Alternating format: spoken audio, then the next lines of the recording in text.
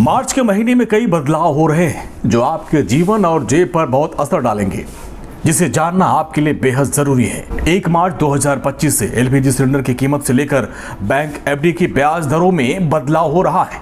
मार्च का महीना आपके साथ क्या क्या बदलाव लेकर आ रहा है और उसका आपके जेब पर क्या असर पड़ेगा, आज मैं इस वीडियो में आपको विस्तार से बताऊंगा। आप इस वीडियो के अंत तक बने रहें, लेकिन उसके पहले आपसे अपील है कि अभी तक आपने अगर हमारा चैनल सब्सक्राइब नहीं किया है तो आप इसे सब्सक्राइब करें, लाइक करें और बेल आइकॉन जरूर दबाएं। हर नए महीने के शुरू होने के साथ कुछ नए नियम बदल जाते हैं। अब मार्च के महीने में भी कई नियमों में बदलाव हो रहा है, जिसका असर आपकी जेब पर पड़ना तय है। तो चलिए आपको बताते हैं बिना देरी किए कि क्या क्या बदलाव हो रहा है। तो सबसे पहले बात एलपीजी गैस की। 1 मार्च को एलपीजी सिलेंडर के नए दाम तय हो गए हैं। 19 किलो वाले कमर्शियल गैस सिलेंडर की कीमतों में इस महीने बढ़ोतरी की गई है।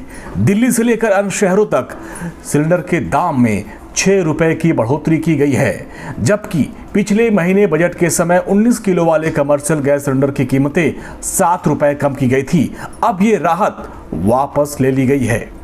आपको बता दें कि ऑयल मार्केटिंग कंपनियां हर महीने पहली तारीख को एलपीजी सिलेंडर की कीमतों में बदलाव करती हैं। एलपीजी गैस सिलेंडर की कीमतें बढ़ने के बाद अब लोगों के महीने के बजट पर असर पड़ना तय है। अब बात एयर टरबाइन फ्यूल की। 1 मार्च 2025 को एटीएफ की कीमतों में बदलाव हो रहा है, जिसका सीधा असर एयर ट्रैवलर्स पर होगा। दरअसल ऑयल डिस्ट्रीब्यूशन कंपनियां हर महीने की पहली तारीख को एयर टरबाइन फ्यूल की कीमतों में बदलाव करती हैं। एटीएफ की कीमतें घटने पर एयरलाइंस कंपनियां अपना किराया कम करती हैं, वहीं फ्यूल की कीमत बढ़ने पर किराया बढ़ सकता है। यूपीआई से पेमेंट करने वालों के लिए मार्च के महीने में एक अच्छी खबर आई है। अब इंश्योरेंस का प्रीमियम भरना आसान हो गया है। 1 मार्च 2025 से यूपीआई के जरिए इंश्योरेंस प्रीमियम भरना आसान हो जाएगा। यूनिफाइड पेमेंट इंटरफेस यानी यूपीआई में बड़ा बदलाव हुआ है। IRDAI यानी insurance regulatory of development authority के नए नियम के तहत अब यूपीआई से इंश्योरेंस प्रीमियम का पेमेंट करना पहले से आसान हो गया है। IRDAI ने यूपीआई के जरिए बीमा ASBA यानी application supported by blocked amount नाम का एक नया फीचर लॉन्च किया है।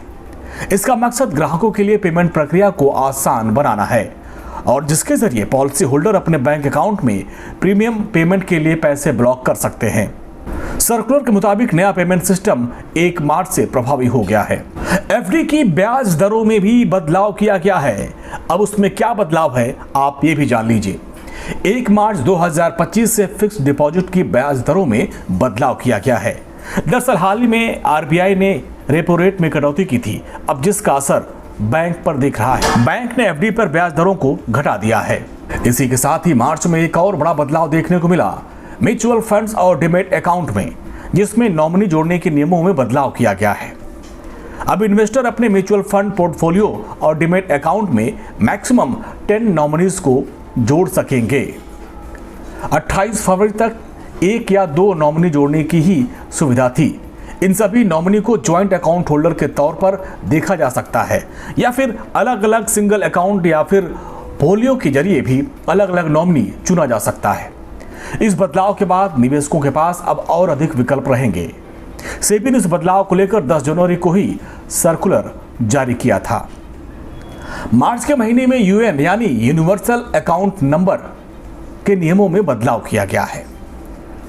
अब ईपीएफओ ने चालू वित्त वर्ष में नियुक्त होने वाले कर्मचारियों के लिए यूएन एक्टिवेट करने और बैंक अकाउंट को आधार से जोड़ने की आखिरी तारीख बढ़ाकर 15 मार्च तक कर दी है। अब यूएन एक्टिवेशन का काम 15 मार्च तक पूरा करना होगा। पहले इसके लिए 15 फरवरी की तारीख तय की गई थी। एक और महत्वपूर्ण जानकारी जो आपको जाननी बेहद जरूरी है, मार्च में बैंक की छुट्टियां कुछ ज्यादा ही रहेंगी, तो ये जानकारी आप नोट कर लीजिए, कहीं आप फंस न जाएं।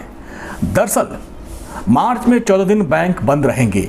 इन 14 दिनों में होली, ईद उल फितर और अन्य त्योहारों समेत दूसरे, चौथे शनिवार और रविवार का वीकली हॉलिडे शामिल है। तो देखा आपने, मार्च के महीने में कई बड़े बदलाव हुए हैं। ये वीडियो आप सेव कर लीजिए और अपने जानने वालों तक भी शेयर करिए, ताकि जो बदलाव हुए हैं उसकी जानकारी सभी तक पहुंच जाए। तो इसी के साथ आज के इस वीडियो में इतना ही। नमस्कार।